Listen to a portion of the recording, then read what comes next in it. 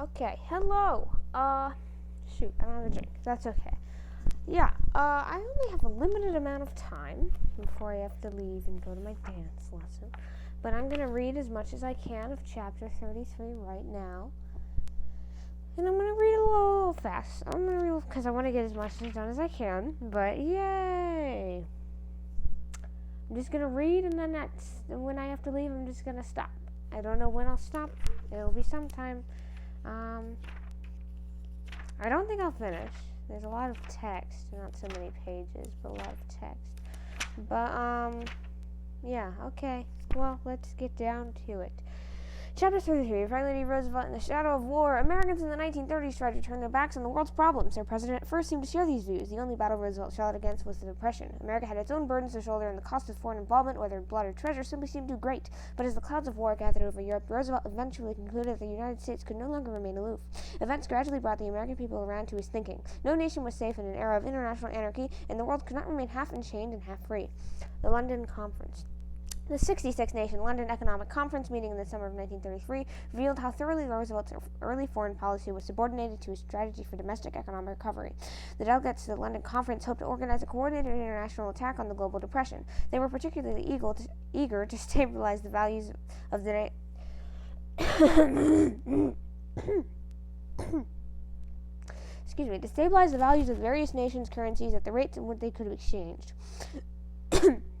Exchange rate stabilization was essential to the revival of the world's trade, which had all but evaporated by 1933. Roosevelt at first agreed to send an American delegation to the conference, including Secretary of State Cordell Hull, but the president soon began to have second thoughts about the conference's agenda. He wanted to pursue his gold juggling and other inflationary policies at home as a means of stimulating American recovery. An international agreement to maintain the value of the dollar in terms of other currencies might tie his hands, and at bottom, Roosevelt was unwilling to sacrifice the possibility of domestic recovery for the sake of international cooperation. While vacationing on a yacht along the New England coast, he dashed off a radio message to London, scolding the conference for attempting to stabilize currencies and essentially declaring America's withdrawal from the negotiations. Roosevelt's bombshell announcement yanked the rug from under the London Conference. The delegates adjourned empty-handed amid cries of American bad faith. Whether the conference could have arrested the worldwide economic slide is debatable, but Roosevelt's every-man-for-himself attitude plunged the planet even deeper into economic crisis. The collapse of the London Conference also strengthened the global trend toward extreme nationalism, making international cooperation even more difficult as the dangerous decade of the 1930s unfolded. Reflecting the powerful persistence of American isolationism, Roosevelt's actions played directly into the hands power-mad dictators who were determined to shatter the peace of the world. Americans themselves would eventually pay a high price for the narrow-minded belief that the United States could go it alone in the modern world. Freedom from the Filipinos and recognitions for the Russians. Roosevelt matched isolationism from Europe with withdrawal from Asia. The Great Depression burst the fragile bubble of the President McKinley's imperialistic dream in the Far East.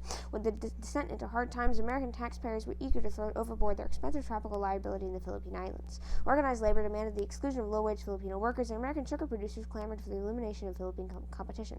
Remembering its earlier promises of freedom for the Philippines, Congress passed the Tidings-McDuffie Act in 1934. The act provided for the independence of the Philippines after a 12-year period of economic and political tutelage. That is, by 1946. The United States agreed to relinquish its army bases, but naval bases were reserved for future discussion and retention. In truth, the American people were not so much giving freedom to the Philippines as they were freeing themselves from the Philippines. With a selfish eye to their own welfare and with apparent disregard for the political situation in Asia, they proposed to leave the Philippines to its fate, while imposing upon the Filipinos economic terms so ungenerous as to threaten the islands with economic prostration. Once again, American isolationists rejoiced. Yet in Tokyo, Japanese militarists were calculating that they had little to fear from an inward-looking America that was abandoning its principal possession in Asia. At the same time, Roosevelt made at least one internationalist gesture when he formally recognized the Soviet Union in 1933. Over the new, noisy protests of anti-communist conservatives, as well as Roman Catholics offended by the Kremlin's anti-religious policies, Roosevelt extended the hand of diplomatic recognition to the 16-year-old Bolshevik regime. He was motivated in part by hope for the trade with Soviet Russia, as well as by the desire to bolster the Soviet Union as a friendly counterweight to the possible threat of German power in Europe and Japanese power in Asia. Becoming a good neighbor. Closer to home, Roosevelt inaugurated a refreshing new era in relations with Latin America. He proclaimed in his inaugural address, "I would dedicate this nation to the policy of the good neighbor." Taken together, Roosevelt's non-involvement in Europe and withdrawal from Asia, along with his brotherly embrace of his new world neighbors, suggested that the United States was giving up its ambition to be a world power and would content itself instead with being merely a regional power. Its interests and activities confined exclusively to the Western Hemisphere. Old-fashioned intervention by bayonet in the Caribbean had not paid off, except in the evil harvest of resentment, suspicion, and fear. The Great Depression had cooled off Yankee economic aggressiveness as thousands of investors in Latin American securities became stockholders rather than stockholders. There were now fewer dollars to be protected by the rifles of the hated Marines. With war-thirsty dictators seizing power in Europe and Asia, Roosevelt was eager to line up the Latin Americans to help defend the Western Hemisphere. Embittered neighbors would be potential tools for transoceanic aggressors. President Roosevelt made clear at the outset that he was going to renounce armed intervention, particularly with the vexatious corollary of the Monroe Doctrine devised by his cousin Theodore Roosevelt. Late in 1933, the 17th Pan-American Conference at Montevideo, Uruguay, the U.S. delegation formally endorsed non-intervention. Deeds followed words. The last Marines departed from Haiti in 1934, the same year after military strongman Fulgencio Batista had come to power. Rest of Cuba was released from the worst hobbles of the Platt Amendment, under which America had been free to intervene. Although the United States retained its naval base at Guantanamo, the tiny country of Panama received a similar uplift in 1936 when Washington partially relaxed its grip on the Isthmus nation. The hope-inspiring good neighbor policy, with the accent on consultation, non-intervention, received its acid test in Mexico. When the Mexican government seized Yankee oil properties in 1938, American investors vehemently demanded armed intervention to repossess their their confiscated business, but Roosevelt successfully resisted the badgering, and a settlement was finally threshed out in 1941, even though oil companies lost much of their original stake. Spectacular success crowned Roosevelt's good neighbor policy. His earnest attempts to usher in a new era of friendliness, though hurting some U.S. bondholders, paid rich dividends in goodwill among the peoples to the South. No other citizen of the United States has ever been held in such high esteem in Latin America during his lifetime. Roosevelt was cheered with tumultuous enthusiasm when, as a traveling salesman for peace, he journeyed to the special Inter-American Conference at Buenos Aires, Argentina in 1936. The Colossus of the North now seemed less vulture and more unequal. Hold on one second.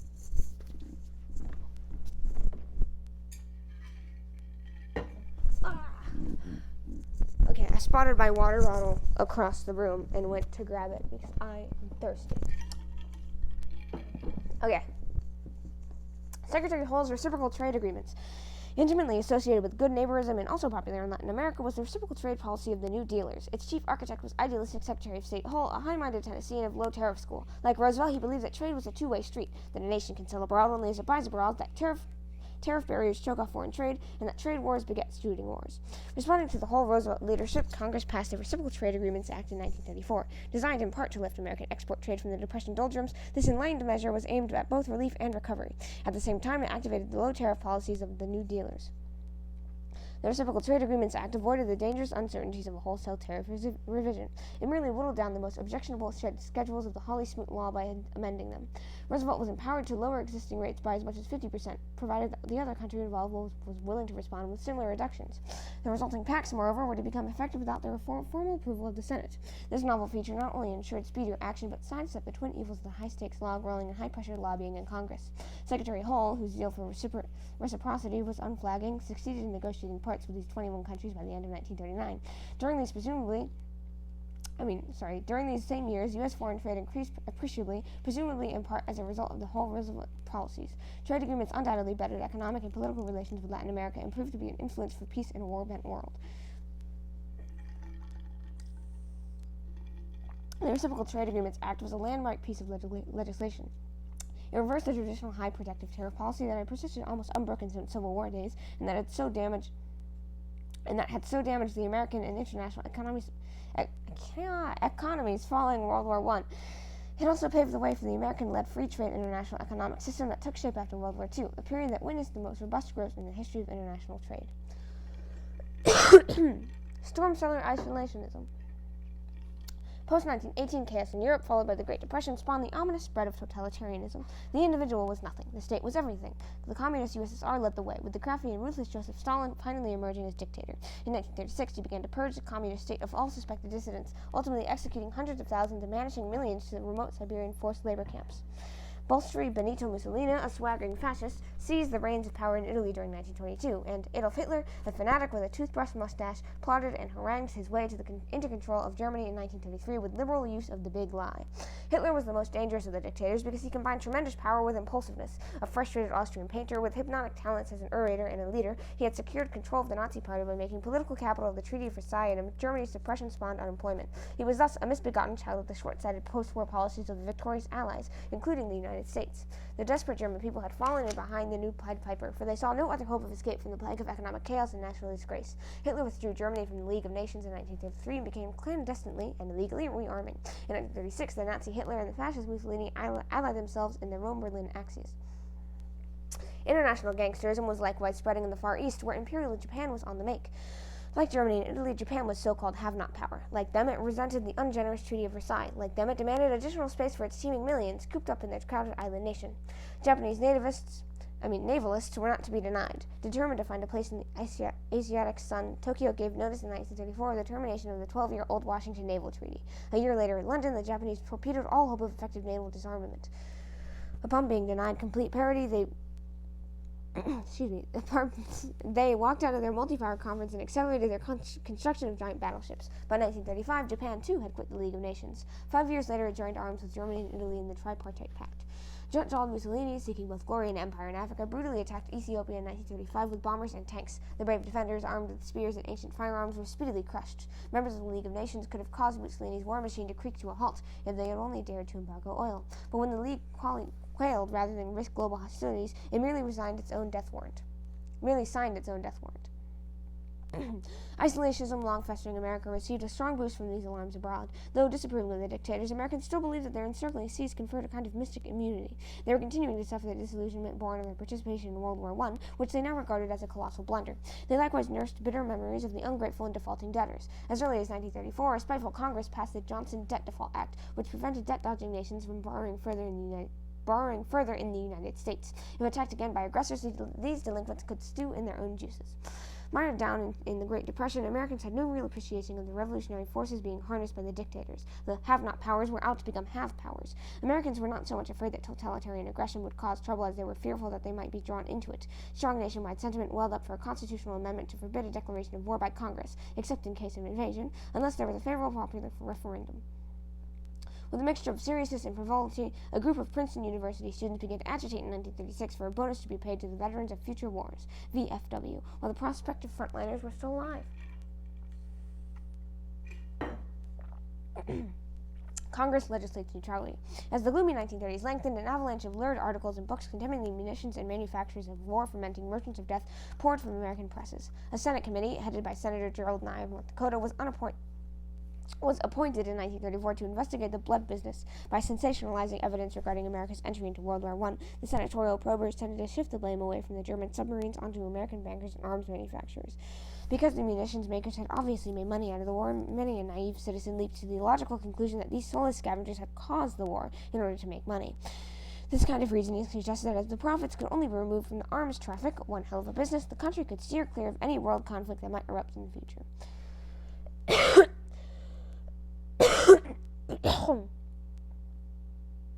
Excuse me.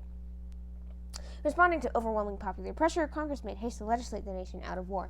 Action was spurred by the danger that the Mussolini's Ethiopian assaults would plunge the world into a new bloodbath. The Neutrality Acts of 1935, 36, and 37, taken together, stipulated that when the president proclaimed the existence of a foreign war, certain restrictions would automatically go into effect. No American could legally sail on a belligerent ship, sell or transport munitions to a belligerent, or make loans to a belligerent.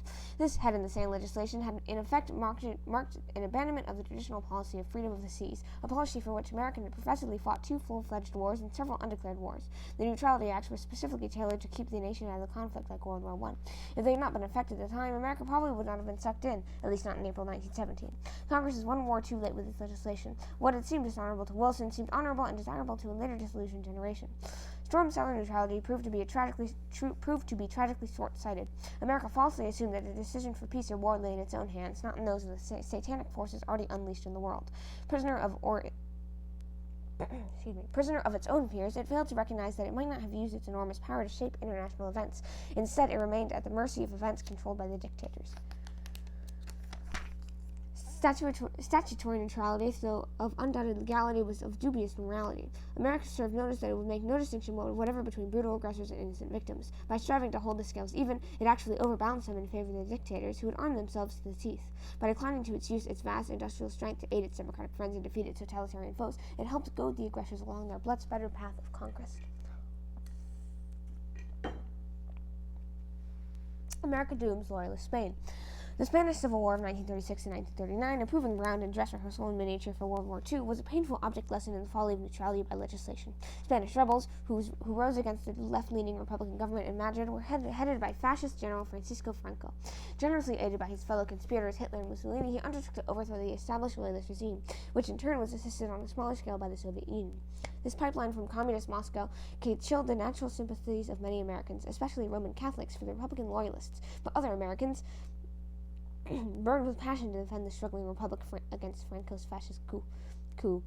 Some 3,000 young men and women headed to Spain to fight as volunteers in the Abraham Lincoln Brigade. Washington continued official relations with the loyalist government, but Congress, with encouragement of Roosevelt and sorry, I'm tripping over my own tongue. But Congress, with the encouragement of Roosevelt and with only one dissenting vote, amended the existing neutrality legislation so as to apply an arms embargo to both loyalists and rebels. Roosevelt, marked the dictator Franco, behaved in the manner of a true gentleman. FDR later regretted being so gentlemanly. Uncle Sam thus sat on the sidelines while Franco, abundantly supplied with arms and men by his fellow dictators, strangled the Republican government of Spain. The democracies, including the United States, were so determined to stay out of the war that they helped to condemn a fellow democracy to death. In so doing, they further encouraged the dictators to take dangerous road that led over the precipice to World War II. Such peace at any price was further cursed with illogic. Although determined to stay out of the war, America declined to build up its armed forces to a point where it could deter the aggressors. In fact, it allowed its navy to decline in relative strength. It had been led to believe that huge fleets caused huge wars. It was also trying to spare the complaining taxpayer during the grim days of the Great Depression. When President Roosevelt repeated the call for preparedness, he was branding a warmonger. Not until 1938, the year before World War II exploded, did Congress come to grips with the problem when it passed a $1 billion Naval Construction Act. The calamitous story was repeated of too little, too late. Okay, I think this might be the last heading I can do. I don't know how.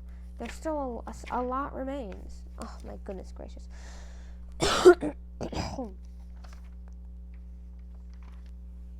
Appeasing Japan and Germany. Sulphurous war clouds had meanwhile been gathering in the tension-taut far east. In 1937, the Japanese militarists at Marco Polo Bridge near Beijing, Peking, touched off the explosion that led to an all-out invasion of China. In a sense, this attack was the curtain raiser of World War II.